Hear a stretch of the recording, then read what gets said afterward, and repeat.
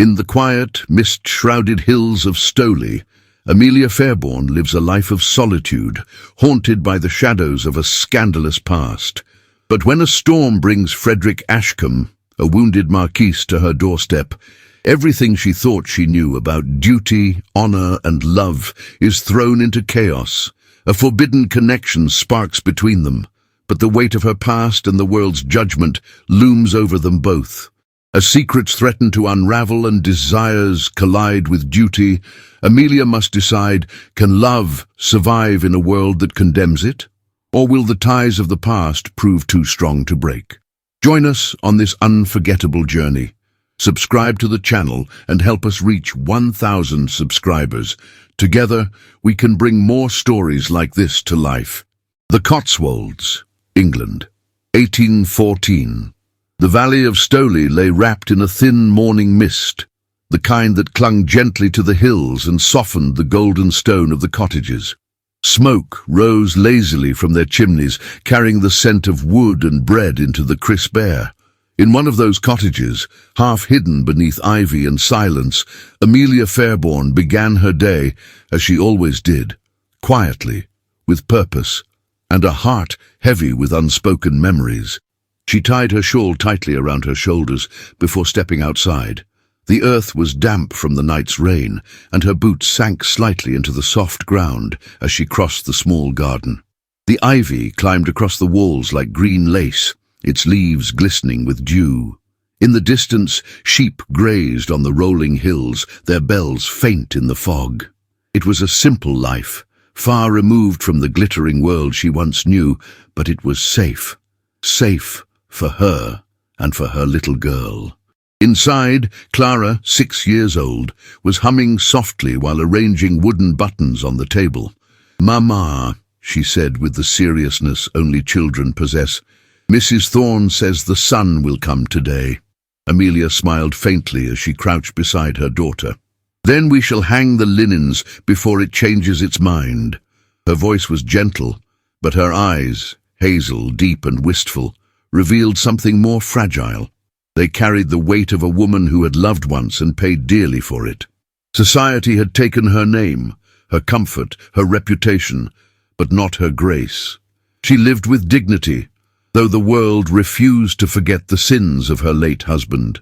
By afternoon, the calm was broken by the distant rumble of thunder. The sky darkened, and a heavy wind swept through the fields. Amelia hurried to bring the laundry inside, fighting against the storm's sudden fury. Then, over the roar of the rain, a sound echoed along the muddy road, the splintering crash of wood and the frightened cry of horses. Without thinking, she grabbed her cloak and ran. Rain lashed against her face as she stumbled toward the bend in the lane. There, a carriage lay overturned in the ditch, its wheels still spinning. The horses kicked and neighed in panic. Inside, through the shattered door, she saw the figure of a man slumped forward, his head bleeding, his coat torn. "Sir, can you hear me?" she cried, kneeling beside him. He didn't answer. His pulse was faint but steady beneath her trembling fingers. The insignia on his waistcoat spoke of nobility, fine fabric now soaked and muddied but unmistakably costly. She looked around. There was no one else in sight. With determination stronger than fear, she dragged him free of the wreckage, the rain drenching them both. "You'll freeze to death out here," she murmured, breathless, her cloak slipping from her shoulders. "Hold on, please." By the time she managed to bring him back to her cottage, her arms ached and her dress clung to her like a second skin. Clara gasped when she saw the stranger. "Mama, who is he?" "I don't know," Amelia replied, her voice steady but her heart racing.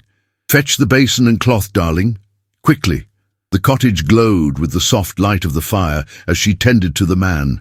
His face, now visible beneath the grime and blood, revealed strong, handsome features, a defined jaw, a faint stubble, and the kind of expression that even in unconsciousness spoke of pride and sorrow. His hand, when she cleaned it, was calloused yet refined. She wondered who he was, what had brought him to such ruin on a night like this. When the storm began to fade, Amelia sat by his side, her shawl pulled tight once more. The man's chest rose and fell in shallow breaths, the crackle of the fire the only sound between them. She studied him in the dim light, uncertain of what fate she might have invited into her home, and then, as she leaned forward to place a damp cloth on his brow, his eyelids fluttered. A low groan escaped his lips, and his voice, rough with pain, whispered, "Where am I?" "In my cottage," she answered softly. "You were in an accident. You're safe now." He blinked, his gaze meeting hers, blue-grey eyes that seemed to pierce through the haze of pain and memory. For a heartbeat, neither moved. The world outside, drenched in rain and wind, fell away. "Who are you?" he asked weakly. "Amelia Fairborn," she said, steady and calm. "And you, sir?" He hesitated, the name forming slowly on his tongue. "Frederick Ashcombe."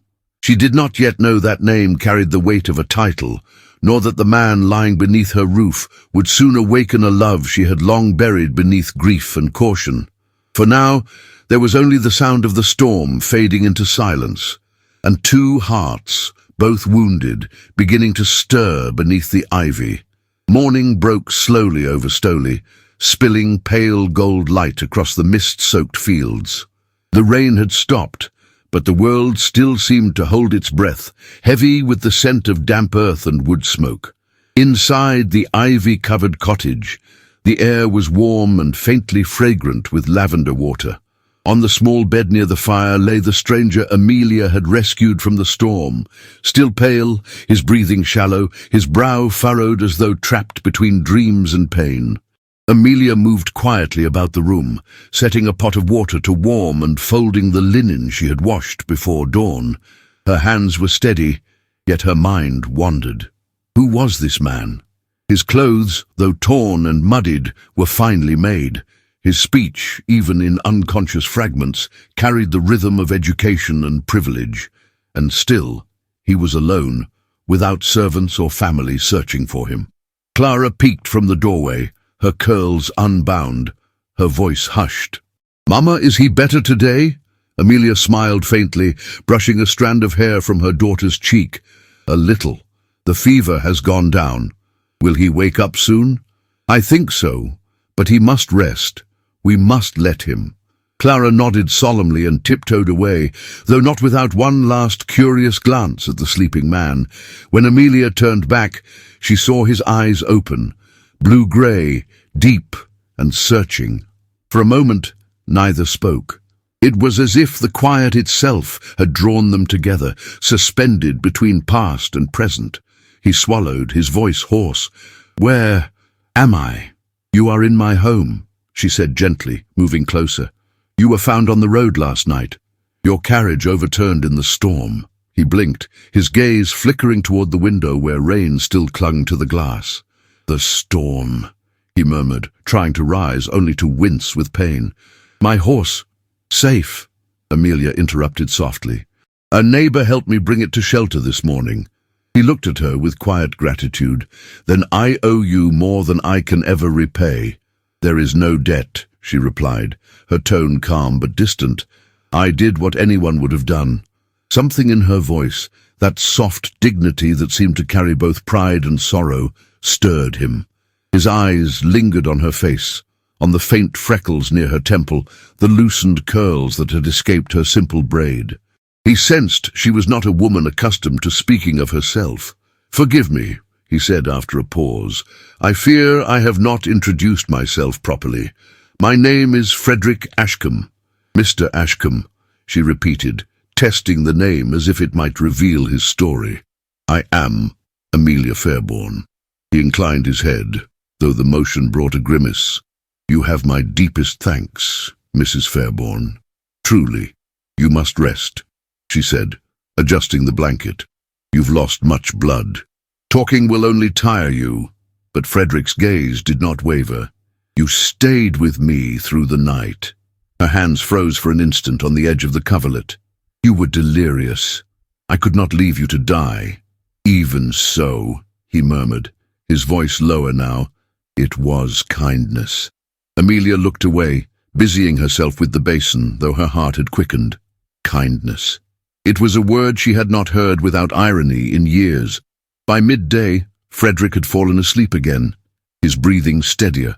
Amelia sat near the window mending Clara's dress, yet her eyes often drifted toward the bed. There was something disarming about the stillness of his face, the strong line of his jaw softened by weariness, the faint scar near his temple that hinted at a life touched by danger.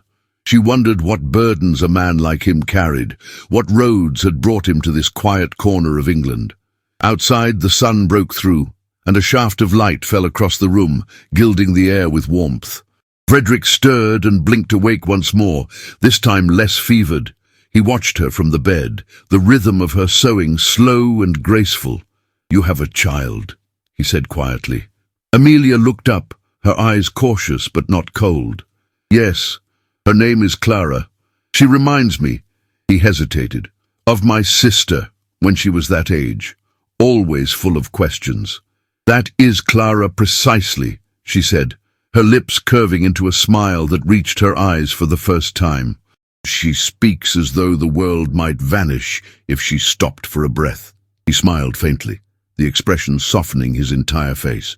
"I cannot remember the last time I heard laughter in a home. Yours has that sound." Amelia set down her needle, suddenly aware of how intimate his words felt. "It is a small home, Mr. Ashcombe, but we manage." "I can see that," he said, his gaze sweeping the modest room. The simple wooden shelves, the books worn at the corners, the flowers in a chipped vase. "There is peace here," her voice faltered slightly. "Peace is not always what one chooses. Sometimes it is what remains after everything else has been taken." He understood, though she offered no explanation. Pain recognized pain, even in silence. For the next few days, the rhythm of their lives intertwined in quiet simplicity. Amelia prepared broths and herbal teas, while Frederick, though still weak, tried to assist her in small ways, reading aloud to Clara, mending a chair, tending the fire. At first his presence unsettled her. She had grown used to solitude, to a world that watched her only to condemn. Yet his manner was gentle, his gratitude sincere. He never treated her as less than him, though everything about him, his voice, his posture, his education, revealed a man born to privilege. On the third afternoon, as sunlight streamed through the open window, Clara ran in with a handful of wildflowers. "For you, Mr. Ashcombe," she announced, holding them up proudly. Frederick took them with a smile that reached his eyes. "They are beautiful, Miss Clara. I shall keep them near my bed, to remind me of kindness." Amelia's heart tightened at the sight, her daughter's innocence meeting a stranger's gentleness. It had been so long since she had seen tenderness in a man's eyes. Later that evening, after Clara had fallen asleep, Frederick tried to stand. "I should go," he said quietly. "I have burdened you enough." "You are in no condition to travel," Amelia replied, rising from her chair. "Your wounds are not yet healed." He gave a weary half-smile. "You speak as if you were my nurse." "Someone must be," she said, though her tone softened. "You cannot ride until you can stand without pain." He hesitated, then met her gaze. "And if I stay, will it trouble you?" Her breath caught. "Trouble me?" "I am not blind, Mrs. Fairbairn," he continued gently. "This village is small. People talk. I would not wish to bring you harm." She straightened, her chin lifting with quiet pride. "The village has already taken everything it could from me, Mr. Ashcombe. I am beyond their reach now." He looked at her then, really looked, at the dignity that remained in her despite the world's cruelty. Something stirred within him, something long dormant. "You are not beyond reach," he said softly. "You are far stronger than they could ever understand." For a moment their eyes held, and the air between them changed. The warmth of the fire flickered across their faces, the space between them charged with an emotion neither dared name. Amelia broke the gaze first, turning back to the table. "You should rest," she murmured. "You will need your strength when the road calls you again." "I'm in no hurry to leave," he said, his voice quiet, almost vulnerable. "For the first time in years, I feel at peace." She said nothing, but her hands trembled slightly as she folded the cloth. Outside, the wind whispered through the ivy that climbed her walls, as if the world itself held its breath around them. Over the next days, small moments bloomed like fragile blossoms in early spring. A shared smile as Clara told a story, a brief touch when Amelia handed him a cup. A glance held too long across the fire. The tension between them was subtle but unyielding, a quiet ache, a longing wrapped in restraint. One evening, as the sun sank behind the hills, Frederick stood by the window, his shoulders still bandaged. "You have a beautiful view," he said. Amelia joined him, her hands clasped before her. "It is simple, but it reminds me that there is still beauty in the world, even after loss." He turned to her slowly. "Loss has a way of teaching us what love truly means." She met his gaze, her voice barely above a whisper. "And what does it mean to you, Mr. Ashcombe?" He looked down, his eyes shadowed with memory. "It means learning to breathe again, even when half of your heart no longer belongs to this earth." Her eyes softened. "Then perhaps you have not lost it entirely." He exhaled, a sound halfway between sorrow and gratitude. "Perhaps not. Not while kindness such as yours still exists." Their gazes locked once more. Two wounded souls bound by silence, by what was felt but not spoken. The firelight danced over them, the air between them thick with everything they dared not admit. That night, as Frederick finally fell asleep, Amelia lingered by his side, watching the calm settle over his face. Something within her stirred, something fragile yet powerful, like the first light of dawn breaking through the mist. She touched his hand lightly, barely a whisper of contact, and whispered into the stillness, "Rest, Mr. Ashcombe. You are safe here." And though he slept, a faint smile touched his lips, as if he had heard her through his dreams. Outside, the rain began again, gentle and rhythmic against the roof, like a promise murmured beneath the ivy. A promise that neither of them yet understood, but both already felt. The morning light crept slowly over the Cotswold hills, gilding the thatched roofs of Stowley and setting the mist afloat above the meadows.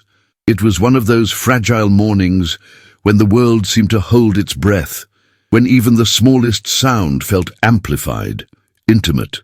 In the little cottage wrapped in ivy and quiet strength, the day began with the faint murmur of a fire and the low hum of a woman's song. Amelia Fairbairn moved softly through her home, setting bread to bake, tending to the hearth. The rhythm of domestic life brought her comfort, though her thoughts were no longer as steady as her hands.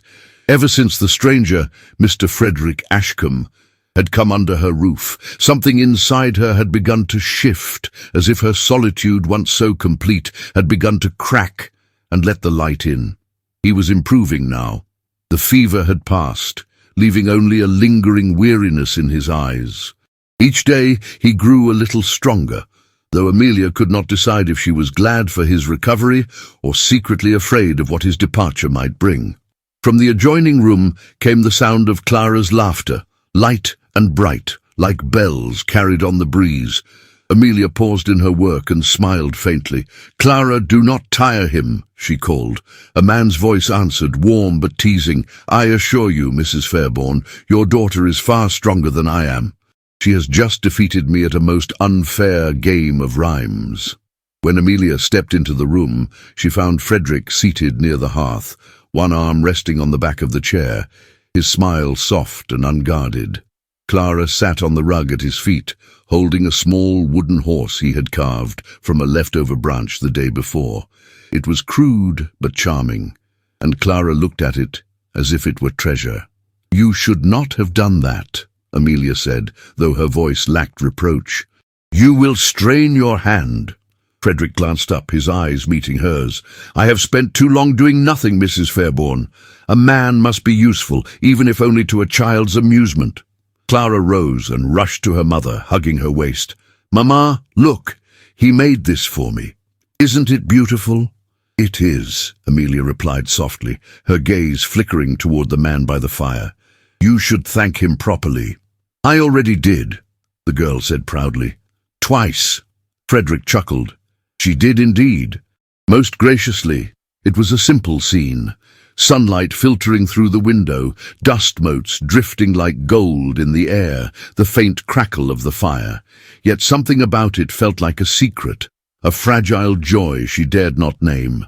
When Clara ran outside to feed the hens, silence settled between them, heavy but not uncomfortable. Frederick's expression grew thoughtful. "You are fortunate," he said quietly. "She is a child who knows love." Amelia's hand stilled. "Love does not always come easily, Mr. Ashcombe. Sometimes it must be fought for, even in the smallest of ways." He looked at her for a long moment. "And yet," she smiled so freely, "that is because of you." A faint colour rose to her cheeks. "She is all I have. If she smiles, then I must be doing something right." "You are doing far more than that," he murmured. She busied herself with the teapot, unwilling to let him see how his words unsettled her. The air between them carried a warmth neither had the courage to touch. Outside, the bells of Stoley's church rang the hour, breaking the stillness. With the sound came the beginning of trouble. Whispers carried down the lanes, spreading like the wind through tall grass. By noon, Mrs. Thorne appeared at the cottage door, cheeks flushed from walking, her shawl pulled tight. "Amelia," she began, stepping inside without waiting to be invited. "Have you any idea what they're saying in the village?" Amelia's stomach tightened. "No, and I'm not certain I wish to." Mrs. Thorne sighed, glancing toward the other room where Frederick sat reading by the fire. "They say you've taken in a man, alone, that he is no relative, that he's been here days." "Because he was injured," Amelia said, keeping her voice steady. "I could not leave him to die on the road." "I know that," Mrs. Thorne replied, lowering her voice. "But others will not care for reason. You know how they are. Their tongues are sharper than needles. They will twist your kindness into something it is not." Amelia's eyes flickered toward Frederick. He was pretending not to listen, though his posture had grown tense. She lowered her voice. "Let them talk. I've lived through worse than their gossip." "Even so," Mrs. Thorne insisted, "you must think of Clara. Children repeat what they hear. You cannot protect her from every cruel word." Amelia's hands tightened on the edge of the table. "I will protect her as I always have. With truth, I have done nothing wrong." Mrs. Thorne looked at her with pity. "I only worry for you, my dear. You have a kind heart, and kind hearts often pay dearly for their goodness." When she left, the house seemed quieter than before. The rhythm of the rain had returned outside, tapping softly against the window panes. Amelia stood motionless, her thoughts storming as fiercely as the clouds beyond the hills. Frederick rose slowly and approached her. "She meant no harm," he said gently. "She is afraid for you." "I know." Her tone was cool, but her eyes betrayed the hurt beneath. "I have lived in this village for 6 years, Mr. Ashcombe.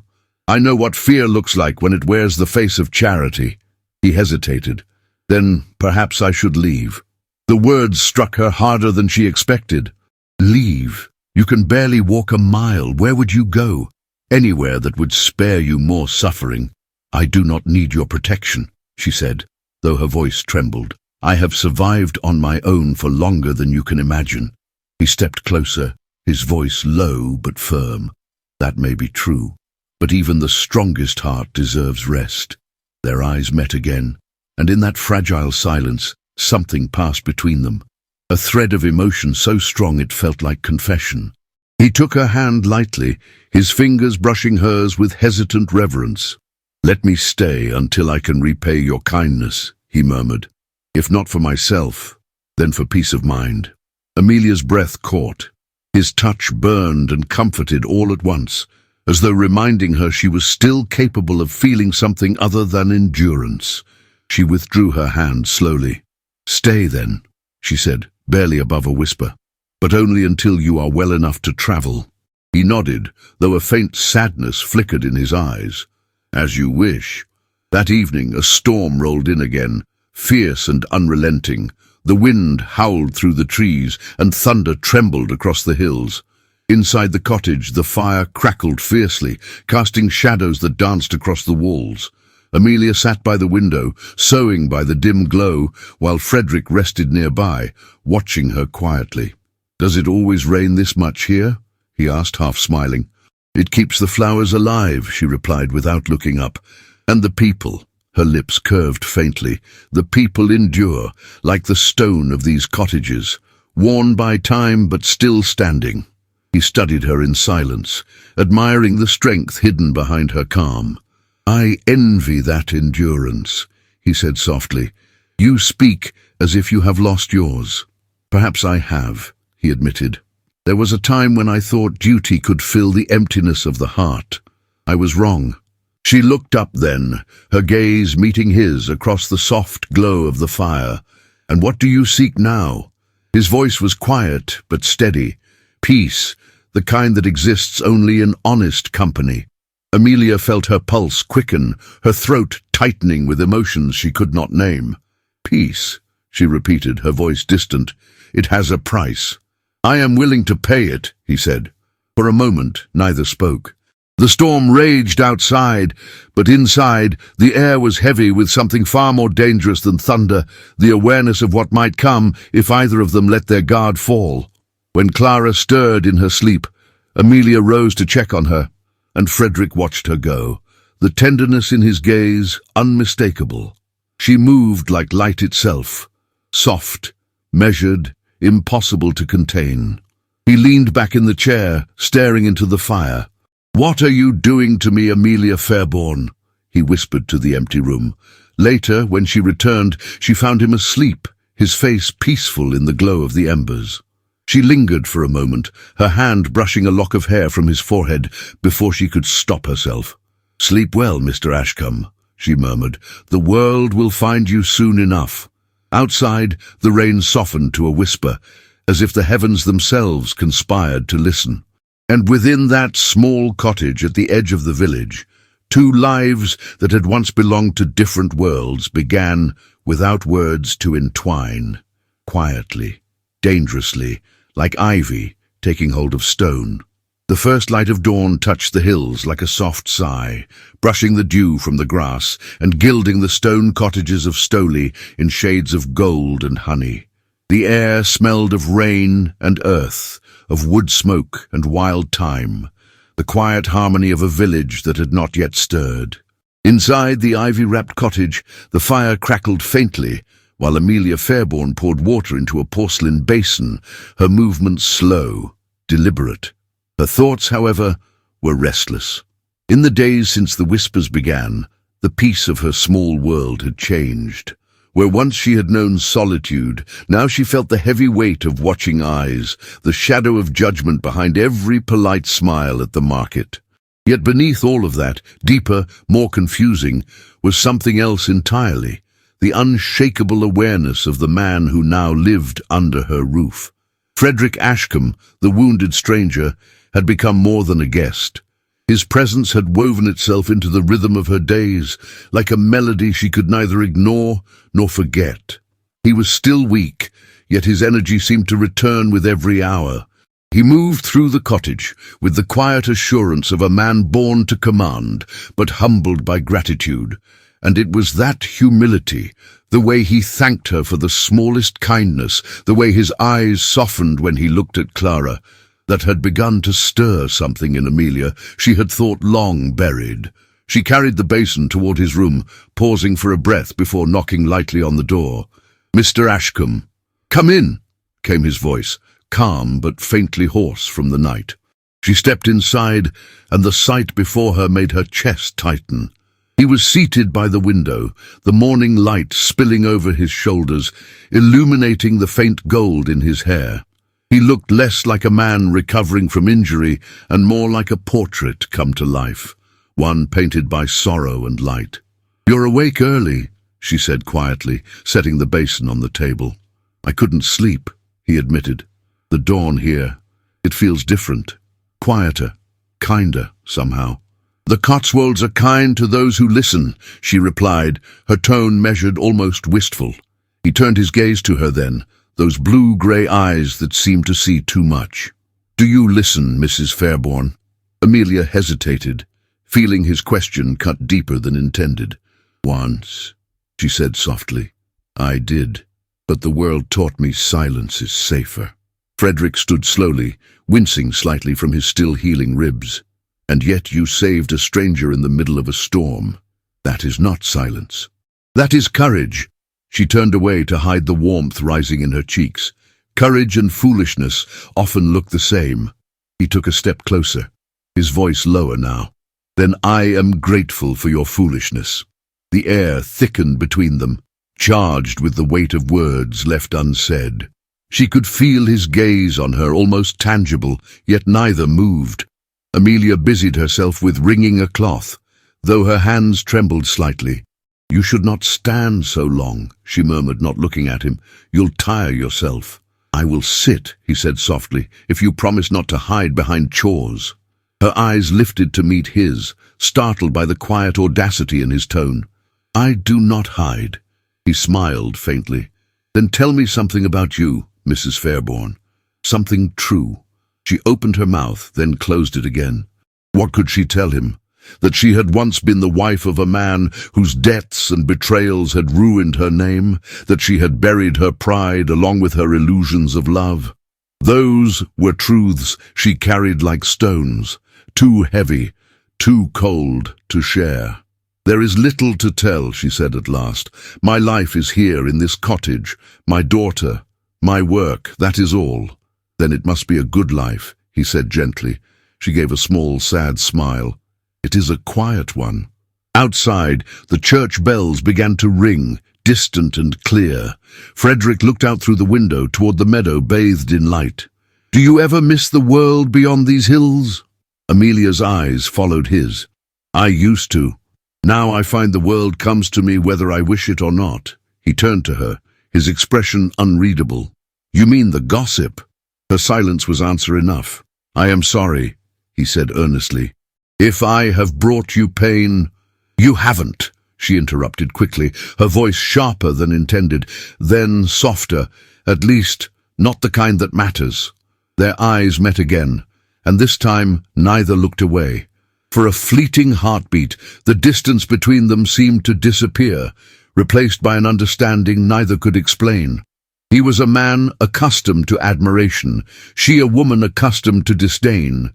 Yet here, in this quiet place, they met as equals. The door creaked open, breaking the spell. Clara ran in, clutching a wildflower crown. Mamma, look! I made this for Mr. Ashcombe. Amelia's composure returned with relief. That's very kind of you, Clara. Frederick knelt carefully and accepted the gift with reverence.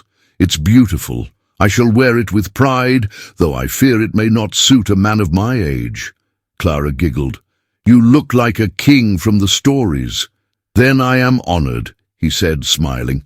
Amelia watched them, her daughter's joy, his gentleness, and felt something tender and dangerous unfurl in her heart.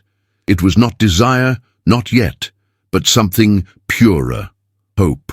And hope, she knew, was the most treacherous feeling of all. That afternoon, Amelia went to the village to buy flour. The walk through Stowley felt heavier than usual. People greeted her politely, but with sidelong glances, their smiles brittle. Two women near the well stopped whispering when she passed. She kept her chin high, her steps even. She had survived worse than their words, and yet each murmur stung like a needle. At the baker's, Mrs. Penrose handed her the loaf with a knowing look. You have company these days, I hear. How fortunate to have a gentleman under one's roof. Amelia met her gaze, steady and unflinching. Fortune had little to do with it. He nearly died on my doorstep. Mrs. Penrose shrugged, feigning innocence. So the story goes. Still, people will talk.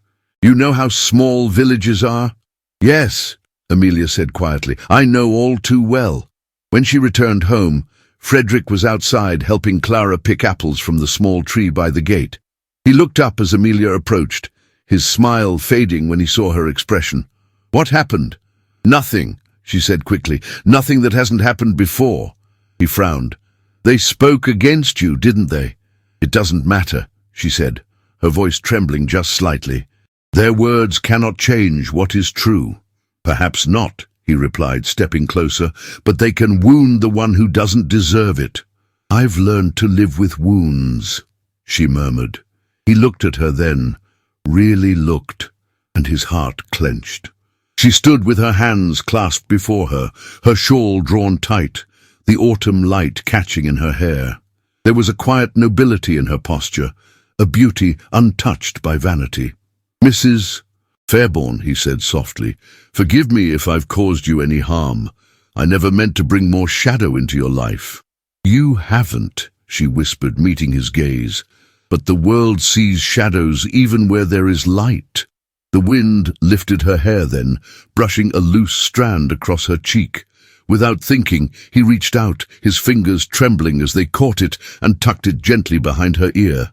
The touch was fleeting, yet it carried the weight of everything unspoken between them. She drew in a sharp breath. You should not, she said, though her voice lacked conviction.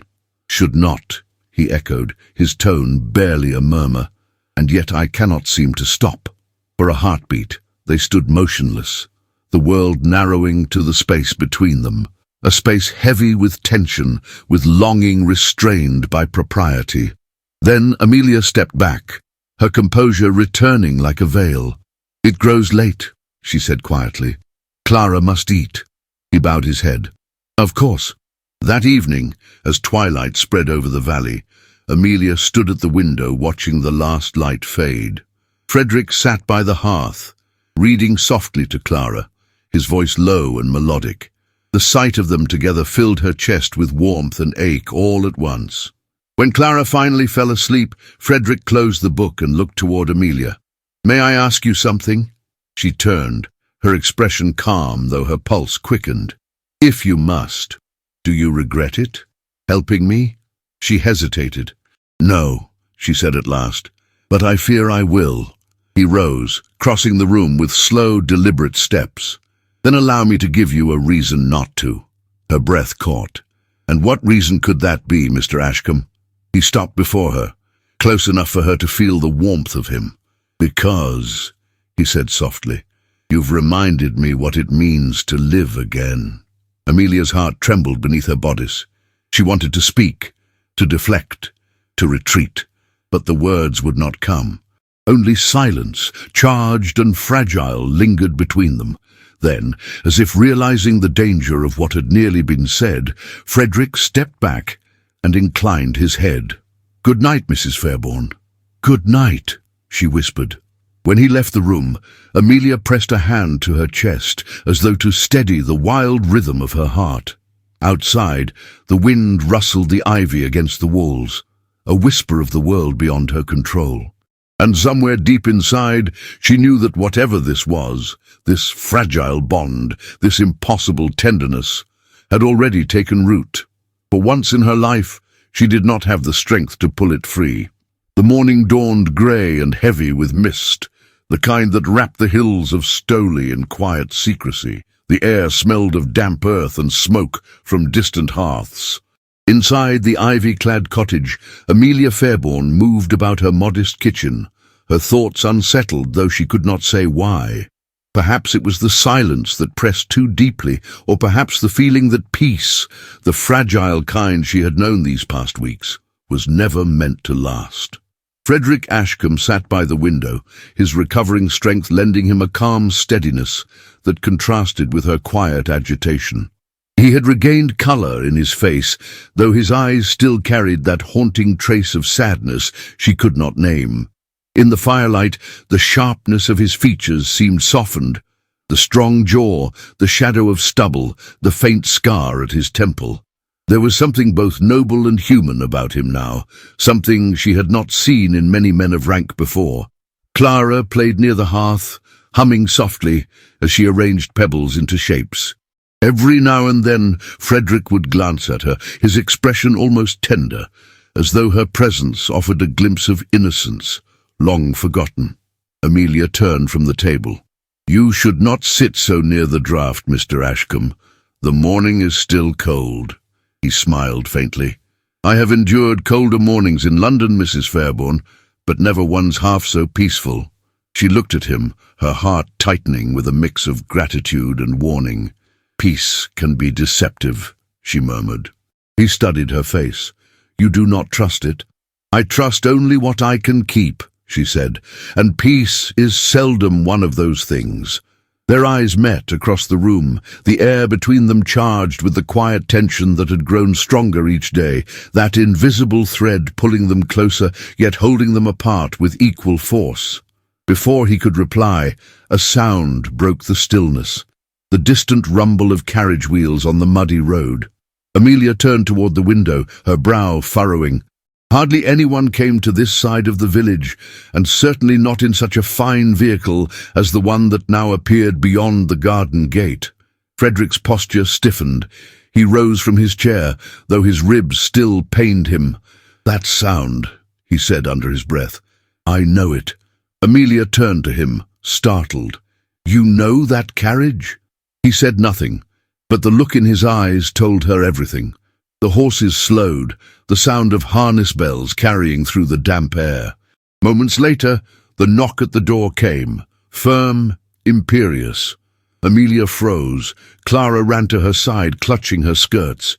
Frederick crossed the room with deliberate steps and opened the door himself. A woman stood on the threshold, tall and austere, wrapped in a cloak of deep violet, trimmed with sable.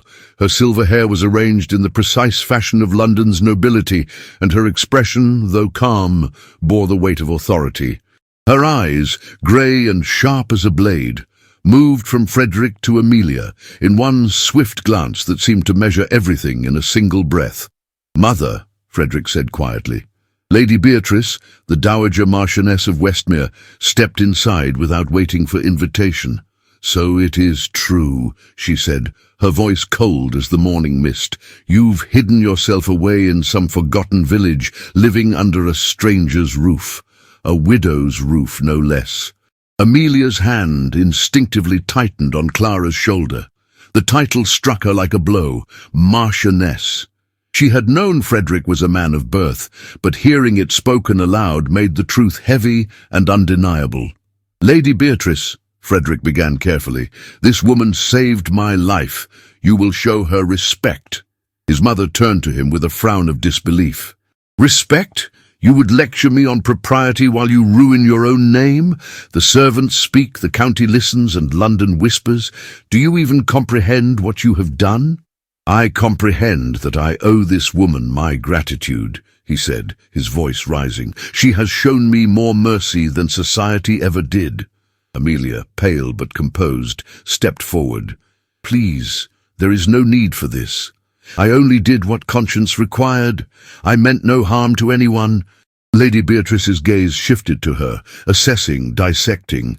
"And yet harm has been done all the same, Mrs. Fairbourne, the harm of association, of impropriety.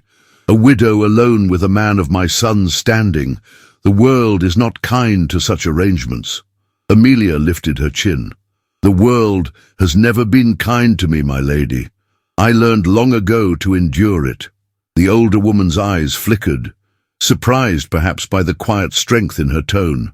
"Endurance is not virtue," she said coldly. "It is survival." "Then it is something we share," Amelia replied softly. For a long moment, neither woman looked away. Between them stretched an unspoken understanding.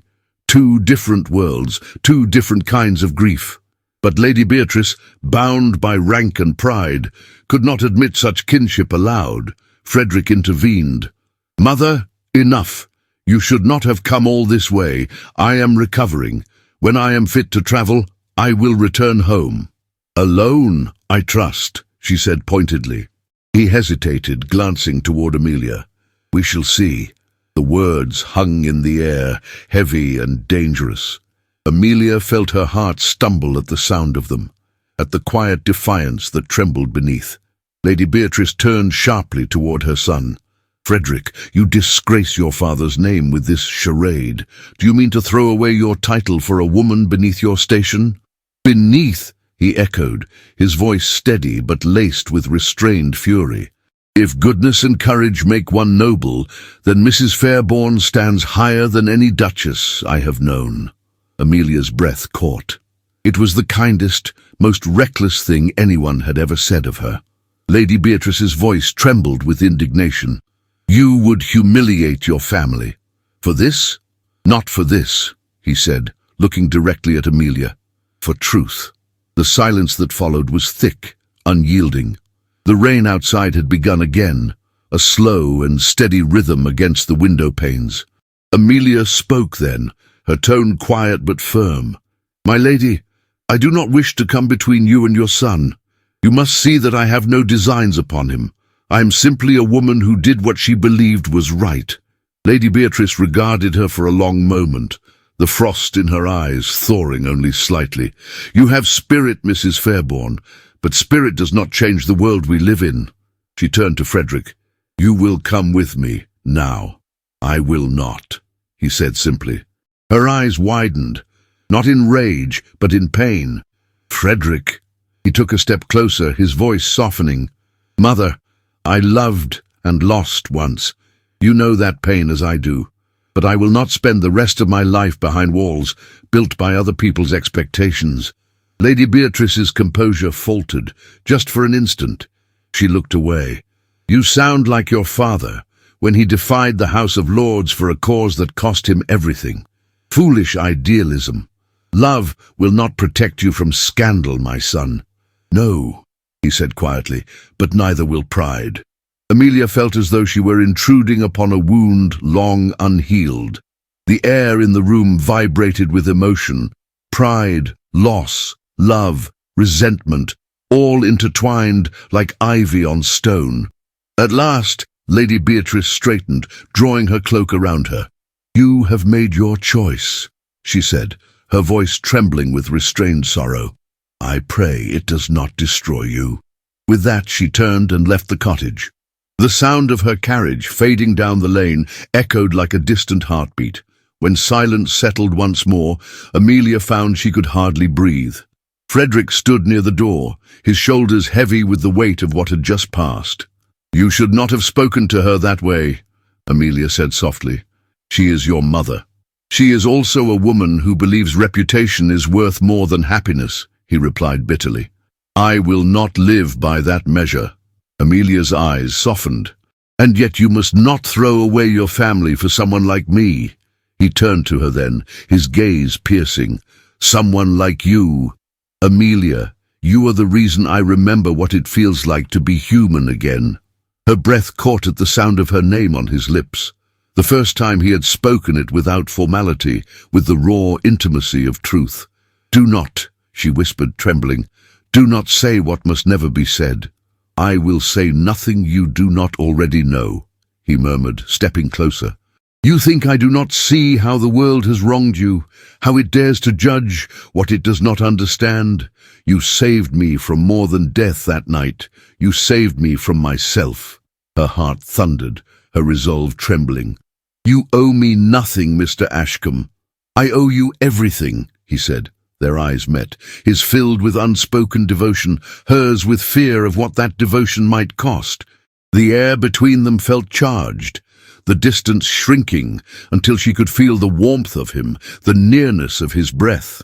But before either could speak again, Clara stirred in her sleep, murmuring softly from the adjoining room. The spell broke.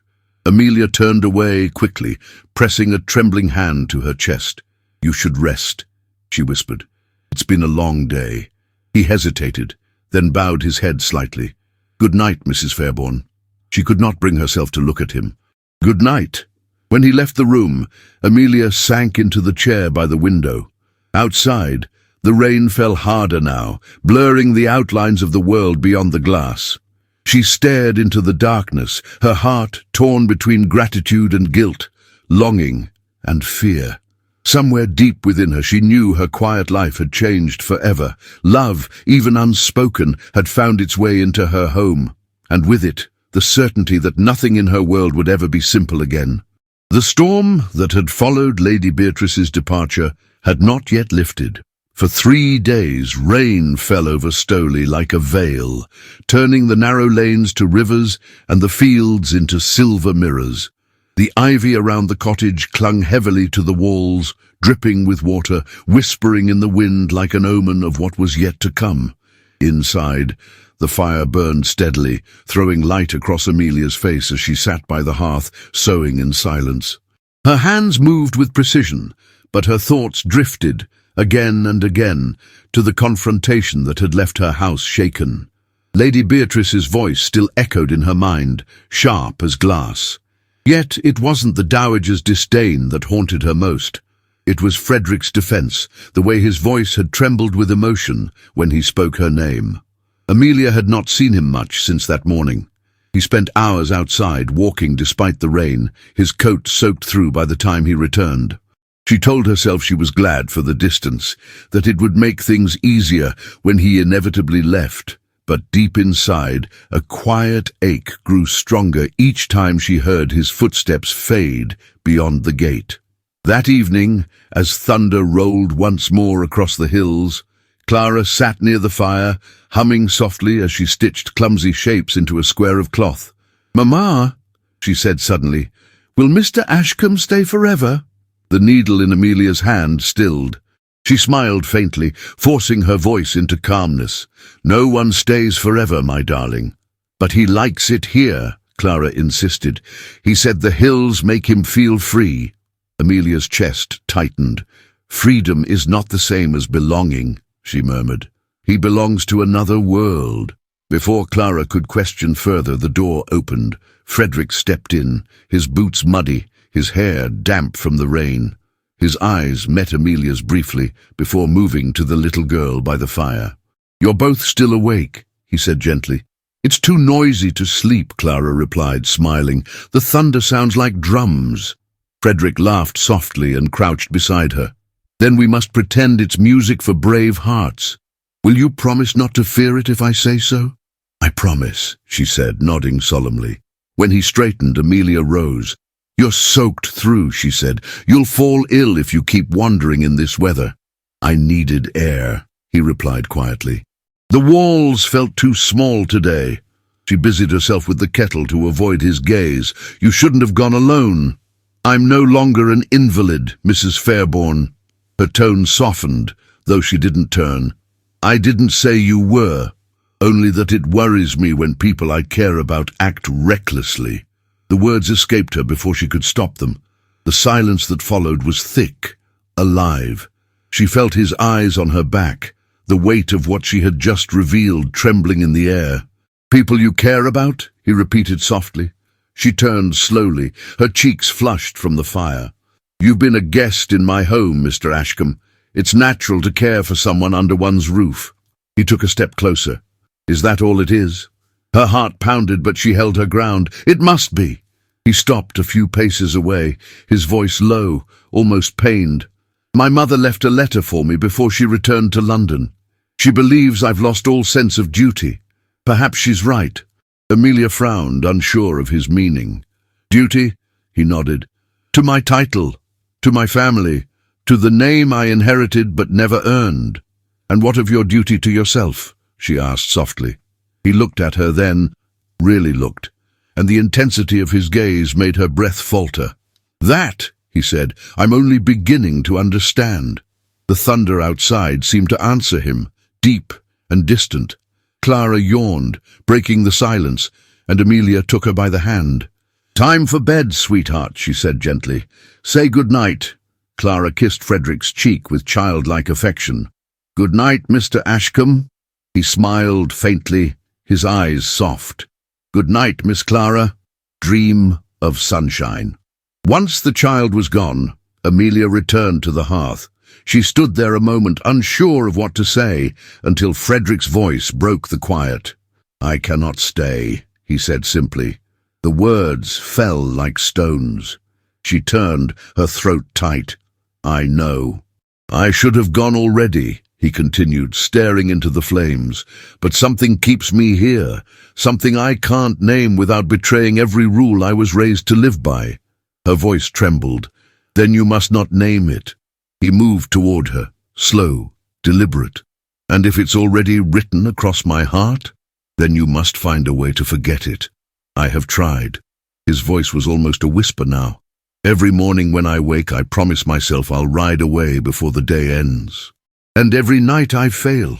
Amelia's eyes glistened in the firelight. "You will forget me, as men of your kind forget everything that humbles them."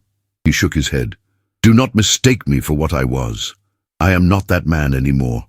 She took a step back, her composure wavering. "You are a Marquis, Mr. Ashcombe. That will not change. Nor will the fact that you saved my life," he replied, his tone fierce with feeling. "But it's not gratitude that keeps me here, Amelia. It's something far more dangerous." Her name on his lips broke something inside her. She turned toward the fire, blinking back tears. "You mustn't say it." "I must," he said, "because if I leave without speaking it, I will carry it in silence until it destroys me." She faced him again, trembling. "You owe me honesty, then. Say what you must." He exhaled slowly, the confession hovering in his eyes before his words took shape. "You are the first person in years who has seen me without expectation or pity. When I look at you, I remember the man I once hoped to be. And when I see Clara laugh, I remember the family I lost. This house, this quiet life, it has given me something I thought was dead, hope." Amelia's tears fell freely now. "You speak of things that cannot be. Hope is not love, Mr. Ashcombe." He stepped closer, his voice a low murmur. "No, but it leads to it." She shook her head, her pulse wild. "You don't know what you're saying. When the world calls you back, you'll see what a foolish dream this is." "Then let it be a dream," he whispered. "One I will never forget." He was close enough now that she could feel his warmth, the faint scent of rain and smoke clinging to his coat. For a moment, the world seemed to hold its breath. He reached up, as if to touch her cheek, but stopped just short, his hand trembling in the space between them. "Tell me to go," he said quietly, "and I will." Amelia's lips parted, but no sound came. Every word she might have spoken dissolved beneath the weight of what she felt. Fear, longing, the ache of everything forbidden. "Tell me," he repeated, his voice breaking. She closed her eyes, fighting tears. "You must go." But her voice was not steady, and he heard it, the tremor, the silent plea she could not hide. He drew back, nodding once, as though sealing his own fate. "Then I will leave at dawn." Amelia turned away, pressing her hands to her face as he walked past her. The door closed softly behind him, leaving only the echo of his footsteps and the rain's endless whisper. That night, she did not sleep. Each sound, the creak of the cottage beams, the sigh of wind through the chimney, felt like a farewell. Near dawn, when the light turned grey, she rose and wrapped her shawl around her shoulders. She found him outside, saddling his horse beneath the dripping eaves. "You're leaving now," she said, her voice barely audible. He looked up, his face pale with exhaustion, his eyes shadowed with sorrow. "If I stay any longer, I won't be able to." Amelia swallowed hard. "I suppose I should thank you for everything." "You owe me nothing," he said softly. "It's I who owe you more than I can ever repay." Rain began to fall again, slow and steady. He turned toward her, searching her face as if to memorize it. "Will you at least wish me well?" Her lips trembled. "I wish you peace, Mr. Ashcombe." "And you, Mrs. Fairbourne," he said, his voice thick. "I wish you happiness, though selfishly, I wish it could be with me." For a moment he looked as if he might reach for her again, but instead he mounted his horse. The reins trembled in his hands as he urged the animal forward. Amelia watched him ride down the muddy path until he vanished into the mist. Her eyes burned, her throat tight with unshed tears. Clara appeared at the doorway, still drowsy, clutching her blanket. "Mamma," she whispered, "is he gone?" Amelia knelt beside her, her voice breaking. "Yes, my love, he's gone." They stood together, framed by the grey morning light. And though the world around them was drenched and silent, Amelia felt as if something inside her had cracked wide open, not just with sorrow, but with the aching certainty that part of her heart had ridden away with him, into the endless rain.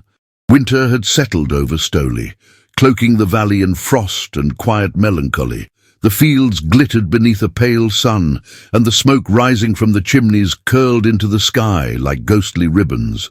Weeks had passed since Frederick Ashcombe's departure, yet his absence lingered in every corner of Amelia Fairbourne's cottage, in the empty chair by the fire, in the echo of laughter that no longer filled the rooms, in the silence that felt heavier with each passing day. Amelia moved through her days as though walking through a dream. She tended to her sewing, cared for Clara, and exchanged polite smiles at the market, but her heart remained elsewhere, somewhere between what had been and what could never be.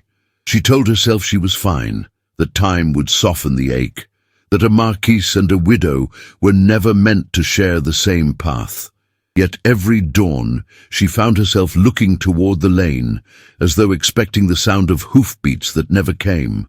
One morning, as snow began to fall in slow, graceful flakes, Mrs. Thorne arrived at the door, wrapped in her wool cloak and brimming with the kind of energy Amelia had long forgotten.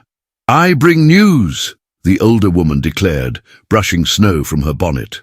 "Word from the manor at Westmere. There's to be a grand ball, a celebration for the engagement of Lord Whitcomb." Amelia's needle paused mid-stitch. "Lord Whitcomb?" Mrs. Thorne nodded, her eyes gleaming with curiosity. "The Marquis's cousin, of course.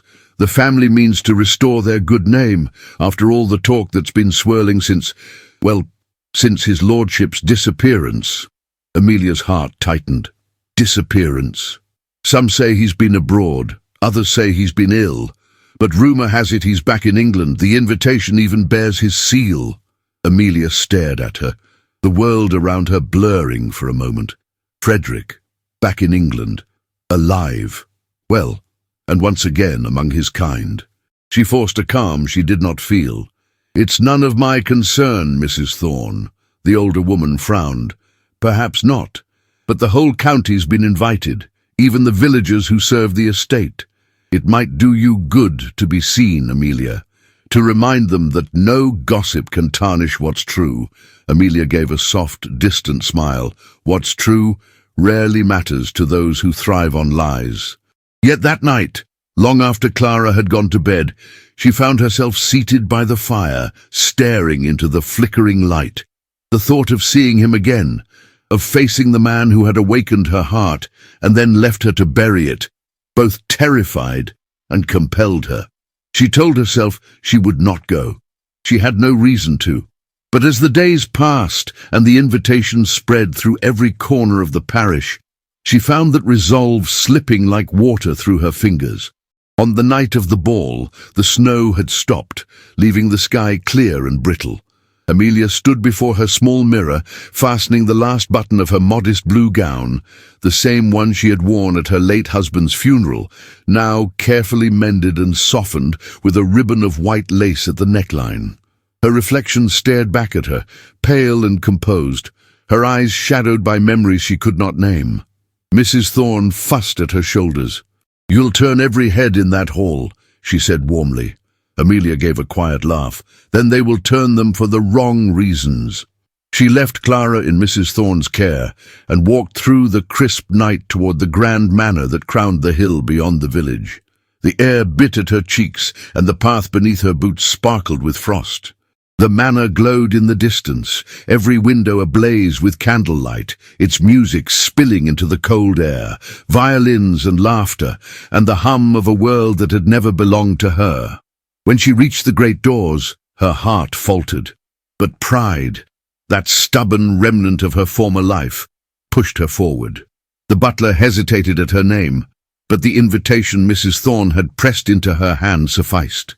Moments later, Amelia Fairbourne stepped into a world she had once known only from afar. The ballroom shimmered with gold and glass. Chandeliers hung like frozen constellations above a sea of silk gowns and black coats. The air smelled of perfume and champagne, of roses wilting in the heat of too many hearts beating too fast.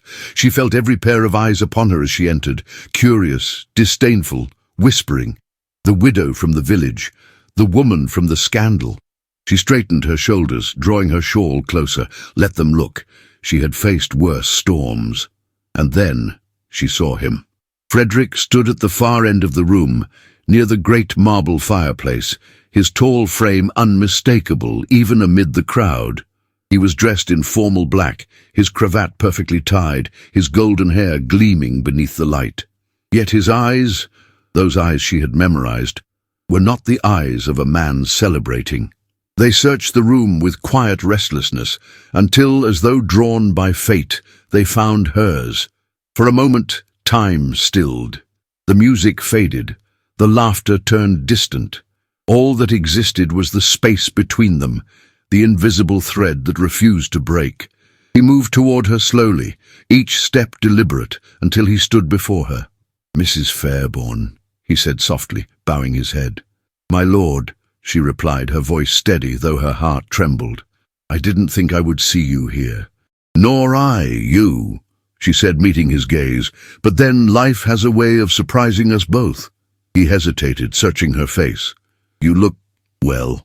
And you," she said quietly, "look as though you've returned to your rightful place." His jaw tightened. "My rightful place has never felt less like home." She drew in a slow breath. "Perhaps you've simply been away too long." "Perhaps," he murmured, though the word carried the weight of regret. Before either could speak further, the musicians began a waltz. Frederick extended his hand. "Will you dance with me?" Amelia hesitated. The room had already turned to watch, curiosity gleaming like oil in their eyes. Yet something within her, pride, longing, defiance, made her lift her hand and place it in his. The touch was electric. His hand enveloped hers with reverent care, his fingers brushing the inside of her wrist as he led her to the floor. When his arm settled around her waist, a tremor ran through her. The music swelled and they began to move, slowly, gracefully, as though no one else existed. "You shouldn't have come," he whispered, his breath brushing her ear. "Then why ask me to dance?" "Because I could not bear to see you standing alone while others whispered." "And now they whisper louder," she said, her tone sharp, though her eyes glistened. "Let them," he replied softly. "They have no power over what I feel." Her heart stumbled. "And what is that, my lord?" He met her gaze, his voice low, trembling. "A truth I cannot speak in this room." They turned beneath the chandeliers, their steps perfectly in time, though their hearts beat wildly out of rhythm. The music slowed, the final note lingering like a sigh. For a moment he held her hand longer than propriety allowed, his thumb brushing her skin with silent devotion. Then, before either could speak, a voice cut through the murmurs. "Well," said a man behind them, his tone dripping with disdain, "if it isn't our noble Marquis dancing with the widow who ruined his reputation." Amelia froze. The speaker, tall, smirking and cruelly handsome, was Lord Whitcomb, the cousin, the host. "Careful, cousin," Frederick said evenly. "Your manners betray your breeding." Whitcomb laughed. "Manners? You forfeited the right to lecture anyone on that. Half the county believes you mean to make this woman your bride." A ripple of laughter spread through the crowd. Amelia's face burned, her breath catching in her throat. "That is enough," Frederick said sharply. Whitcomb's grin widened. "Or what, dear cousin? Will you strike me as you once struck a man for less?" Something dark flashed in Frederick's eyes. Without a word, his fist connected with his cousin's jaw, the sound echoing through the ballroom like a thunderclap. Gasps erupted. The orchestra stopped. The crowd parted in horrified fascination. Whitcomb stumbled back, clutching his face. "You've lost your mind." "Perhaps," Frederick said, his voice low and dangerous, "but I have not lost my honor." Before the crowd could recover, Amelia turned and fled.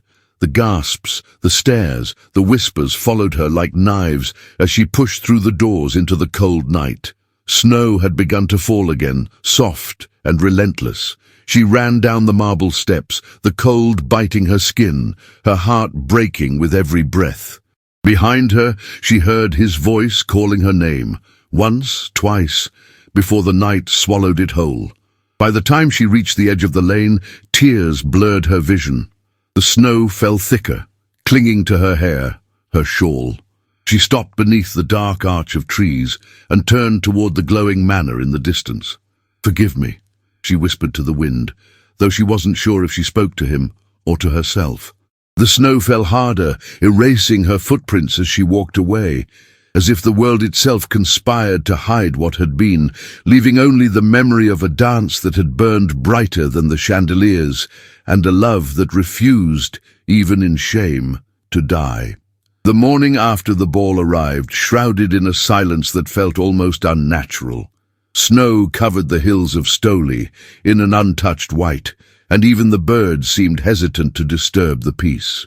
Amelia Fairborn sat by the fire, her hands wrapped around a cup of tea gone cold, her eyes fixed on the flames that danced and fell in rhythm with her thoughts. She had not slept. Each time she closed her eyes, she saw Frederick's face, the look of anguish when she fled, the way his hand had reached for her through the sea of whispers and laughter. The shame she felt was not her own, but born of the cruelty of others, and yet it settled on her shoulders like lead. The village would know by now. They always knew. Stoley had a way of turning rumor into truth before midday. She stood and moved to the window. The snow outside gleamed beneath a pale sun, cold and pure. Somewhere beyond those fields lay Westmere Manor, its halls no doubt still echoing with scandal. "Foolish," she whispered to herself. "You were foolish to go." A knock startled her. Mrs. Thorne entered, breathless from the cold. "Amelia, child, have you heard?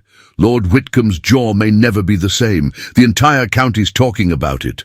Amelia's hands tightened on the windowsill. "Then let them talk. They would find something to whisper about even if I had stayed home." Mrs. Thorne removed her gloves, her expression softening. "There's more. His lordship, the Marquis. He's gone." Amelia turned sharply. "Gone?" "Left the manor before dawn. Some say he went back to London. Others think he's vanished again entirely. His mother's carriage was seen heading toward Gloucester." Amelia pressed a hand to her chest, the air leaving her lungs. "Gone." The word rang hollow and final. She had thought the pain could not deepen after last night, yet here it was, sharp and merciless. "Thank you, Mrs. Thorne," she managed. "I'll be fine." The older woman frowned, unconvinced. "Fine is what we say when our hearts are breaking, my dear." When Mrs. Thorne left, the cottage seemed emptier than ever. Clara was still at the neighbours, spared from the gossip that had surely reached every doorstep. Amelia crossed to the small table by the hearth, where a thin layer of soot had gathered. She picked up a piece of firewood, and there, half buried among the ashes, she saw it. A folded envelope, singed at one corner, sealed with dark blue wax. Her breath caught as she recognized the crest, a falcon over a crown. Frederick's seal. Her fingers trembled as she broke it open. "My dearest Mrs. Fairborn, if you are reading this, it means I have done what I lacked the courage to tell you in person. I am leaving Stoley, not from indifference, but from the desperate hope that distance might spare you the ruin that follows my name. I have failed to protect what I most wish to honor, your peace. The world I was born into will never forgive me for the truths I carry now. They call me mad, reckless, dishonored, and perhaps I am all those things, for I would rather be condemned in their eyes than live without the memory of you. You once said peace cannot be kept. Perhaps love cannot either, but it can be remembered, and I shall remember you until my last breath. Yours in silence, Frederick." Amelia's tears fell onto the paper, blurring the ink. She sank into the chair, clutching the letter to her chest, as if it were the last living part of him. The fire crackled softly, unaware of the storm unraveling within her. For hours she sat there, caught between the ache of loss and the fragile warmth of having been loved, truly loved, if only for a moment. As evening approached, she dressed in her cloak and shawl, stepped into the snow and began to walk. The road wound upward through the hills, leading to the small chapel overlooking the valley, the place where she often sought solace when the world felt too heavy. The chapel door creaked open, with the sound of forgotten prayers. Inside, the air was cold, smelling of stone and wax. Amelia knelt before the altar, the letter still folded in her hand. The candlelight flickered across her face as she whispered into the stillness. "God forgive me," she murmured, "for wanting what I cannot have, for loving a man the world says I should despise." Her voice broke, and the sound of her sobs filled the chapel's emptiness. Why must good hearts suffer for rules written by others? She did not expect an answer, only the wind replied, slipping through the cracks of the door with a sigh. When she rose, she felt lighter, though not less sorrowful. She walked back through the snow, her steps slow, her thoughts heavy with what-ifs. The village lights glimmered below, each window a reminder of the world that continued, indifferent to her pain. As she reached the edge of the lane, a figure emerged from the fog. A tall man, cloaked and bareheaded, walking with uneven steps. For a moment, her heart stopped. A trick of the mind, she thought. Her grief had conjured him, but the closer he came, the more real he became. The broad shoulders, the familiar gait. Her breath caught. "Frederick?" He stopped at the sound of his name. His eyes, tired, shadowed and alive, found hers in the dim light. Amelia. For a heartbeat, neither moved. The snow swirled around them, soft and unending. "You left?" she whispered. "I tried," he said, his voice rough with exhaustion. "I thought if I went far enough I could forget. But I reached the edge of London and realized forgetting you would be worse than the ruin they promised me." She stared at him, her eyes shining with disbelief. "You came back? For what?" "For you," he said simply. Her knees weakened. "Frederick, you cannot—" "I can," he interrupted gently. "I have faced courts, battles, my own mother's scorn, and none of it frightened me half as much as the thought of losing you." Tears welled in her eyes again. "You don't understand what you're doing. They will destroy you." "Then let them," he said. "What good is honor without joy? What good is a title when my heart is buried here?" He took a step closer, his breath visible in the cold air. "Do you still believe love cannot last?" Her lips trembled. "It does not last where the world forbids it." "Then we will build a world of our own." "Frederick," she whispered, her voice breaking, "I am not the woman you think I am." He smiled faintly, though his eyes glistened. "You're wrong. You are exactly the woman I think you are, and more." His words silenced her. The snow fell thicker now, muffling the sounds of the distant village. She could feel his presence, warm and steady, though her heart raced with fear. "Say the word," he said softly, "and I'll never leave again." Her mind screamed for caution, for reason, but her heart, tired of restraint, reached for hope. She stepped closer, her voice trembling. "You make promises you cannot keep." "I've kept one already," he murmured. "I promised I'd protect you, and I will, even from myself if I must." The wind shifted, carrying with it the faint chime of the chapel bell behind them. Amelia looked up at him, at the man who had crossed every boundary for her, and saw not a marquis or a noble, but a soul stripped bare. She reached out, her gloved hand brushing his cheek, cold and wet from the snow. "You're a fool," she whispered, her tears falling freely. "Then I am yours," he said. She closed her eyes, unable to speak, afraid that one word might break the fragile spell holding them there. The world was vast and cruel, but for that single moment beneath the falling snow, it was theirs alone. When she finally found her voice, it came as a whisper. "Come inside.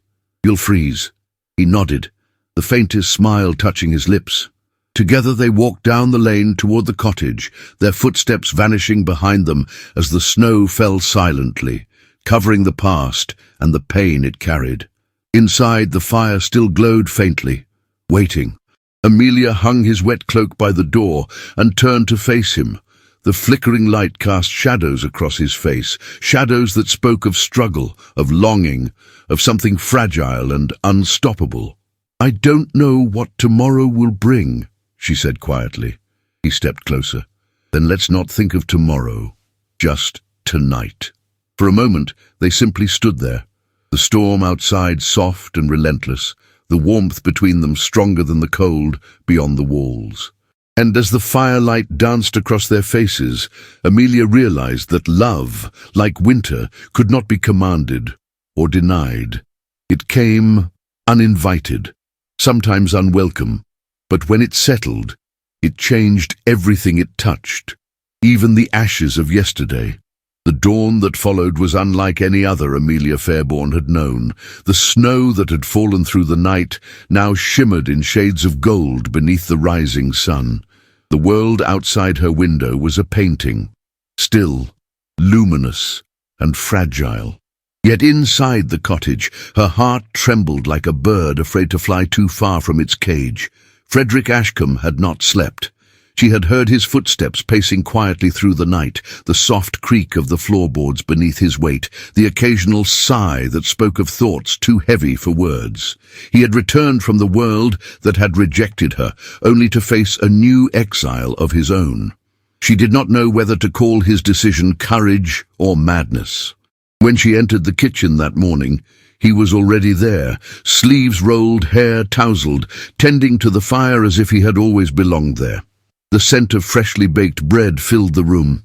It was such a simple sight, and yet something in it struck her heart with the force of an ache too deep for reason.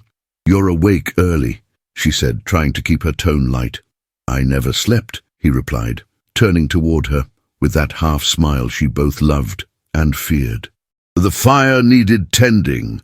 She moved closer, careful to keep her composure. "You're a Marquis, my lord. You shouldn't be tending fires." "Then perhaps I've stopped being one," he said softly. His words lingered between them. Amelia drew in a slow breath and crossed to the table, her fingers brushing the edge of his letter, the one she had found beneath the ashes. She had read it so many times through the night that she could recite every line, and yet it still seemed to burn her hands. "Why did you come back, Frederick?" she asked, her voice almost a whisper. He looked at her, his expression unreadable. "Because I couldn't bear the thought of leaving you to face their cruelty alone. Because I thought I could live without you, and discovered I couldn't." Her throat tightened. "You say that now, but when the world closes in, you'll see reason. I am not what they expect of you." He stepped closer, his gaze steady, tender. "Then let them expect nothing. I'm done living for a world that measures worth by bloodlines and scandal. You taught me something those halls never could, that love, once real, is its own nobility." Amelia turned away, her hands trembling. "Love does not feed a child or protect a name. You know what they'll do to you, Frederick, to us." "Let them," he said, his voice deep with conviction. "Let them write their letters and whisper their poison. I've fought wars on battlefields, Amelia. This, at least, is a fight of my choosing." The fire popped softly, throwing sparks that glowed and faded. She could not meet his eyes. To love him openly would mean surrendering the fragile safety she had built. To send him away would mean tearing apart the only light her heart had known in years. Before she could answer, the door opened, and a rush of cold air filled the room. Mrs. Thorne burst in, her cheeks flushed from the frost. "Amelia, thank heavens I've found you." Her gaze shifted to Frederick, and her mouth fell open. "Lord Ashcombe, they said you'd left for good." "I tried," he replied calmly, "but it seems fate had other intentions." Mrs. Thorne wrung her hands, eyes darting between them. "You must both listen. The bishop himself arrived in Stoley this morning. They say he's come on behalf of the Dowager Marchioness, your mother, my lord. There's talk of a petition to have your title revoked for moral impropriety." Amelia went pale. "They can't." "They can," Frederick said quietly, "and they will." Mrs. Thorne's voice trembled. "The villagers are already gathering. They mean to see you both at the chapel before noon. They say the bishop intends to question you, Mrs. Fairborn, about the night the Marquis stayed here." Amelia's heart clenched. "No, I will not let them drag you through this because of me." Frederick turned to her, his tone firm but gentle. "They will drag us both regardless, but if they're determined to speak of us, let them hear the truth from our own mouths." Mrs. Thorne looked horrified. "You mean to face them?" "I do," he said. "I will not hide from what I feel." Amelia met his gaze, her pulse quickening. You can't. They'll destroy you. He stepped closer, his voice soft but unyielding. They can take my name, my land, even my fortune. But they cannot take this. He placed his hand over his heart. This belongs to you, Amelia. Her breath caught. Frederick, let them see it, he said. Let them see that love is not shame. By the time they reached the chapel, the square outside was crowded. Snow fell in delicate flakes, clinging to shawls and coats, to whispers and judgment. The bishop stood at the steps, a tall man in sombre robes, his eyes cold beneath his hood. Lady Beatrice was beside him, her face drawn, her lips pressed into a line of iron. Amelia's hand trembled as Frederick helped her down from the carriage. You don't have to do this, she whispered. I do, he said, because this time I won't let them speak for me. As they approached, the crowd fell silent. The bishop raised his voice, solemn and heavy. Lord Frederick Ashcombe, you stand accused of forsaking your title and bringing disgrace upon your house through your association with a widow of low station. Frederick's voice rang clear in the stillness. If love is disgrace, then I am guilty. Gasps rippled through the crowd. Lady Beatrice's face blanched, her gloved hands trembling at her sides. The bishop turned to Amelia. And you, Mrs. Fairborn, what say you to this scandal? Did you tempt a nobleman from his vows of duty? Amelia lifted her chin, her voice steady though her heart quaked. No, my lord, I did not tempt him. I saved him. From death, from despair, from a world that worships pride more than mercy. The bishop frowned. And do you love him? The words struck like thunder. The crowd leaned closer. Lady Beatrice's breath caught audibly. Frederick's eyes found hers, pleading without a sound. Amelia closed her eyes, her entire body trembling. Yes, she whispered at last. Yes, I love him. I have tried not to, but I do. The murmurs swelled like waves. Some faces softened, others hardened. Lady Beatrice turned away, a single tear breaking through the fortress of her composure. Frederick reached for Amelia's hand, unashamed. You've heard her, he said to the bishop, and you've heard me. Do what you must, but we will not live as prisoners of your judgment. The bishop's voice faltered. You would defy the church itself. I will defy anything that condemns love as sin, Frederick said. I have fought under banners and crowns, and none of them held half the truth I've found in this woman's heart. The bishop hesitated, clearly unprepared for defiance so calm, so sure. Then, slowly, he lowered his hand. So be it.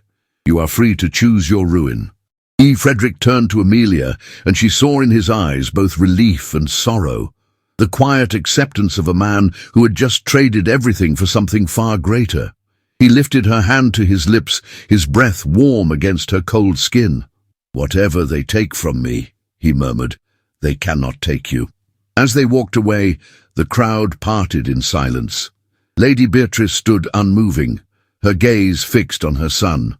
When he passed her, she whispered, almost inaudible, Frederick, don't lose yourself in her. He paused. I've found myself in her, he said simply, and then he led Amelia away. The carriage wheels turned slowly over the snow as they left the village behind. The fields stretched endless and white, like a blank page waiting for their next breath. Inside the carriage, neither spoke for a long time. Amelia sat beside him, her hands clasped tightly in her lap, her heart still racing from the confrontation. At last, she turned to him. What happens now? He looked out at the frozen hills, his voice low and sure. Now, we begin again, not as Marquis or widow, but as two souls who refuse to bow. She shook her head slightly, tears glimmering in her eyes. You've given up everything.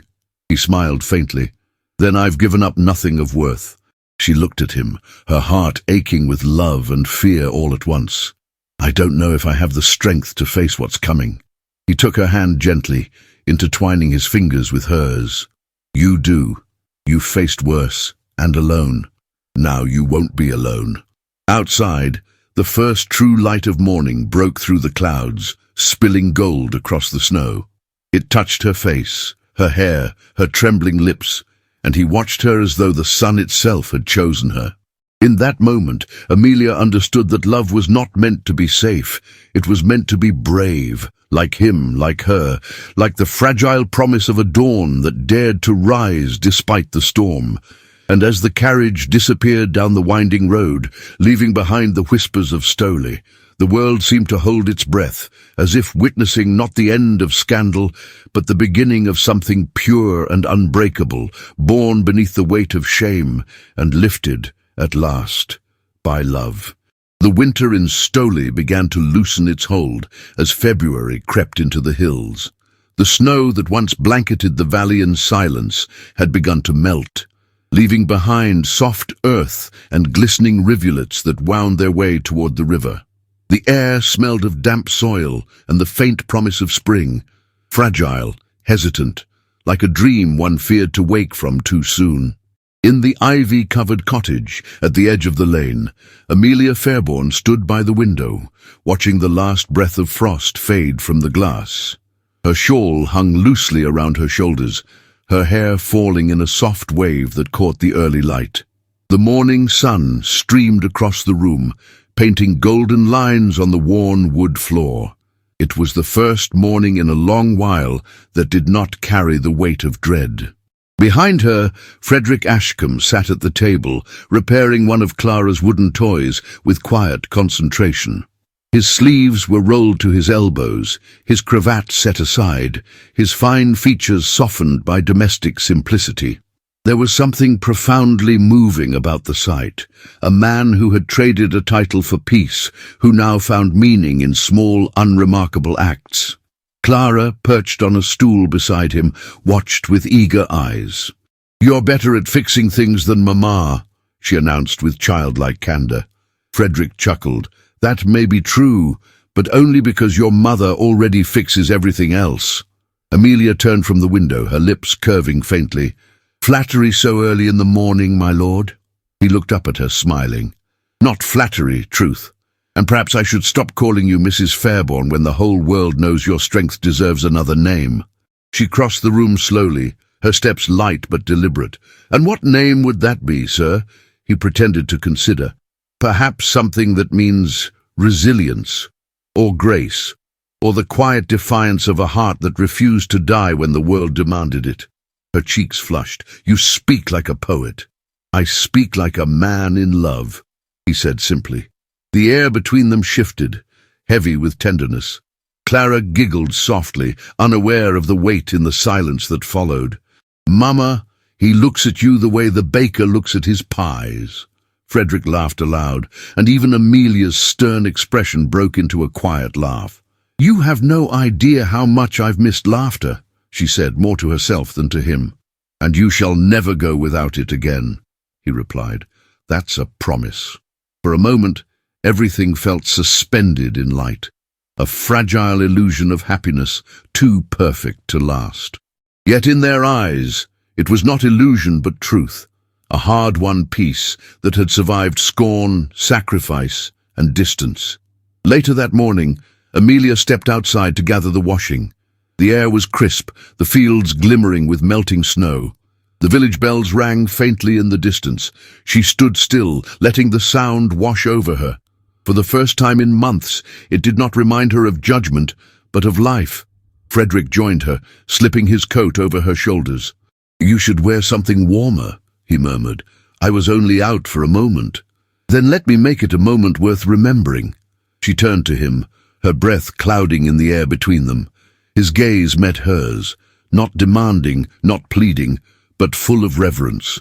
"When I first came to this place," he said quietly, "I thought I had stumbled into exile, but it was sanctuary, because you were here." Her voice trembled. "And what happens when the world remembers who you are?" He reached for her hand. "Then let them remember that I chose you." The words struck her heart like light through stained glass, illuminating everything that had once been shadow. She had spent her life fearing what others might say, yet in that instant she realized she no longer cared. The world could burn or bless, gossip or forgive. What mattered was the warmth of the hand that held hers. Clara's laughter echoed from the doorway, breaking the spell. "Mamma, look!" She held out a bouquet of early snowdrops, their white petals trembling in her small fist. "They're growing again!" Amelia knelt beside her daughter, her eyes soft. "Yes, my love, spring always finds a way." That evening, as twilight deepened and mist crept along the fields, a gentle knock came at the door. Frederick opened it to reveal Lady Beatrice, his mother, cloaked in grey, her face pale with fatigue and something deeper, humility. "Mother," he said softly, surprise threading through his voice. "May I come in?" He hesitated only a moment before stepping aside. Amelia rose from the table, her heart racing. Lady Beatrice's gaze fell upon her, not with the sharpness of disdain, but with the searching weariness of a woman who had fought too many silent battles of her own. "I heard the bishop's verdict," she said quietly, "and of your decision to relinquish your title." Frederick nodded. "It was mine to give." Her eyes glistened faintly. "You are your father's son." He too defied the world for something he could not live without. She turned to Amelia. "Mrs. Fairborn, I wronged you. I saw only what society demanded of me, not what my son needed. And for that, I am sorry." Amelia's throat tightened. "You owe me no apology, my lady. You protected your family as any mother would." Lady Beatrice shook her head. "No, I protected its name, not its soul. But I see now that my son's honor was never lost. It merely found a new home." Her gaze softened on Frederick, then returned to Amelia. "You are that home." Tears welled in Amelia's eyes. "I only gave him kindness." "And that," said the dowager quietly, "is what every noble heart requires." Frederick stepped forward, taking his mother's hand. "Will you stay for supper?" Lady Beatrice managed a faint smile. "If I may." The meal that followed was modest, but warm. Clara chattered between bites of bread, telling Lady Beatrice stories of the big storm and the man who fixed her toys. For once, laughter filled the table without weight or worry. The old woman listened, her expression softening more with each passing moment. When the meal was done, Frederick walked his mother to the door. The night air was cold, the stars sharp and clear. "You found peace," she said quietly. "I found love," he replied, "and that is peace enough." She reached up and touched his cheek. "Then keep it, Frederick, and keep her." When she was gone, Frederick returned to find Amelia standing by the fire, her eyes reflecting its golden light. "I didn't expect her to forgive me," she said softly. "She didn't," he replied gently. "She forgave herself." Amelia smiled faintly, tears shining in her eyes. "You've lost everything for me." He stepped closer, his voice tender. "No, I lost what never mattered and gained what always did." The fire crackled softly. The space between them closed until she could feel his breath against her hair. He touched her cheek, his thumb tracing the line of her jaw, reverent and trembling. "When I first saw you," he murmured, "I thought you were a storm, fierce, untouchable, but you were the calm after it. The place I could finally rest." Her eyes lifted to his, "And you were the rain that made everything bloom again." He smiled, the kind of smile that spoke of 1,000 unspoken promises. "Then let's never wither." Outside, the wind brushed against the window panes, carrying the faint scent of thawing earth. Amelia leaned her head against his chest, listening to the steady rhythm of his heart, the sound of home, of safety, of forever. "Frederick," she whispered, "do you ever wish things had been different? Only if it meant I wouldn't have found you." They stood like that for a long while, the silence around them rich and full. The world beyond the cottage had not changed. The same prejudices, the same boundaries, but inside everything was transformed. As the fire burned low, he drew her hand to his lips, kissing it with the reverence of a vow. "Whatever tomorrow brings," he said softly, "you will never face it alone." Amelia met his gaze, her voice trembling but sure. "Nor will you." The flames flickered, casting their shadows across the walls, two figures bound not by fortune or title, but by the quiet strength of love that had endured every storm. Outside, the first snowdrops of spring swayed in the wind, their white petals luminous beneath the moonlight. And as the night deepened, the cottage, once a refuge of sorrow, became something sacred, a hearth of forever where love, at last, had come home. 7 years had passed since the morning the snow melted over Stoley, and yet the valley still carried whispers of that winter, of the scandal, the defiance, and the love that had changed everything. Time, like the seasons, had softened what once seemed impossible. It had turned gossip into memory, and memory into legend. The ivy-covered cottage still stood at the edge of the lane, though it looked different now. The walls were mended, the garden full again. Where once there had been only solitude, now there was laughter, the warm, unguarded kind that made the air hum with life. Amelia Ashcombe stood in the doorway, her hair streaked with threads of silver that glimmered in the sun. The years had not dimmed her beauty, they had only deepened it, carving grace into every line of her face. Her hands, once calloused from work, now bore the gentler marks of a woman who had built something lasting. Behind her came the sound of small footsteps, not one pair but two. A boy of 6 darted across the threshold, his golden curls a reflection of his father's, his hazel eyes bright with mischief. Behind him toddled a little girl no older than 3, her curls darker, her expression solemn and sweet. "Slow down, Henry," Amelia called, smiling. "Your sister can't keep up." "But Papa's back," the boy shouted. "He promised to take us to the fields." Amelia laughed softly. "Then perhaps we should let him in first." A shadow appeared at the gate. Tall, steady, familiar. Frederick Ashcombe, once the Marquis of Westmere, now simply Frederick, crossed the garden with the same quiet strength that had drawn her to him years ago. His hair had grown a little silver at the temples, but his eyes, those unchanging blue-grey eyes, still held the same warmth, the same unyielding devotion. He lifted his son into his arms, kissed his daughter's brow, and met his wife's gaze with a smile that spoke of years, of trials, of an enduring peace neither of them had ever thought they'd find. "I see my place has been taken," he teased gently, glancing toward the children clinging to him. Amelia brushed the flower from her hands and stepped closer. "It's a crowded heart, my love, but there's room enough for you still." He reached for her hand, bringing it to his lips. Always. The world beyond their garden had changed too. The passing years had softened even the hardest tongues. The villagers who once whispered behind closed doors now greeted Amelia with warmth, some even with affection. Time had a way of humbling cruelty, especially when faced with steadfast goodness. The church too had shifted. The old bishop had long retired, replaced by a younger man with gentler eyes and a heart less eager to judge. Even Lady Beatrice, the Dowager Marchioness, had changed.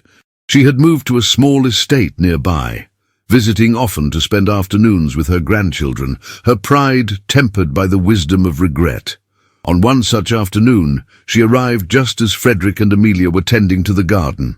The children were chasing butterflies near the hedges, their laughter carrying over the fields. Lady Beatrice leaned on her cane, her once imposing presence now softened by age. "They have your stubbornness," she said to her son, watching Henry climb a low branch. Frederick smiled. "Then they'll never bow to anyone." She turned to Amelia, her gaze steady but kind. "And they have your courage, Mrs. Ashcombe. Perhaps the world needed more of that than titles." Amelia inclined her head, her eyes misting with quiet gratitude. "The world needed understanding, my lady. You taught it that." The dowager gave a faint, wistful smile. "No, my dear, you did." Soon, when the sun began to set, painting the sky in strokes of rose and amber, Frederick and Amelia walked hand in hand along the meadow's edge. The scent of heather drifted through the air, mingling with the sound of distant bells from the village. "I used to think," Amelia said softly, "that love was something that burned bright and vanished too soon, that it could not survive the world." "And now?" he asked, watching her face in the fading light. She looked at him. the man who had chosen her over everything he'd been born to protect, the man who had built a life from ashes and turned it into something beautiful. "Now I know it doesn't vanish," she said. "It changes, it deepens. It becomes the quiet between heartbeats, the peace after the storm." He smiled, his thumb brushing her knuckles. "Do you ever miss the world we left behind?" "Sometimes," she admitted, "but only as one misses a dream. I prefer what's real." They stopped atop the hill overlooking the valley. Below them, the village glowed with the first lights of evening. The church bell tolled softly, and the sound carried through the air like a benediction. Frederick pulled her close, his arm wrapping around her shoulders. "I once thought love was defiance," he said quietly. "Now I know it was destiny." Amelia rested her head against his chest, the steady rhythm of his heartbeat echoing the words she could not say. The sun dipped lower, and the valley fell into twilight, the kind of twilight that holds both endings and beginnings. In the years that followed, Stowley would tell their story, not as a scandal, but as a legend of courage and grace. The widow and the Marquis, who defied the world and built a new one, their love became the measure of truth for a generation that had once believed love was bound by class and expectation. Clara, now grown, would teach at the village school, her mother's kindness shining in her eyes. Henry would take to the land, strong and steady like his father, guiding the harvests with a gentle hand. And little Rose, their youngest, would inherit Amelia's gift for music, her laughter often drifting through the hills like the echo of a song too sweet to fade. But on this evening, 7 years after the storm that began it all, the world was quiet. The last light glowed upon the cottage windows, turning them to gold. Inside, the fire burned low, and laughter filled the air, not the fragile laughter of beginnings, but the sure, deep joy of a life well lived. Amelia glanced toward the door, where Frederick stood watching her, his face half lit by the flames. "What are you thinking?" she asked. He smiled softly. "That if I could live my life again, I would still lose everything just to find you." Tears filled her eyes, but they were the kind that came from gratitude, not sorrow. She crossed to him, cupping his face in her hands. "And I would still open that door," she whispered. Outside, the wind stirred the ivy that framed their home, carrying with it the faint murmur of the river and the scent of wildflowers blooming in the thawing earth. The Cotswolds lay bathed in moonlight, timeless and still, a witness to love that had endured every test and found at last its forever.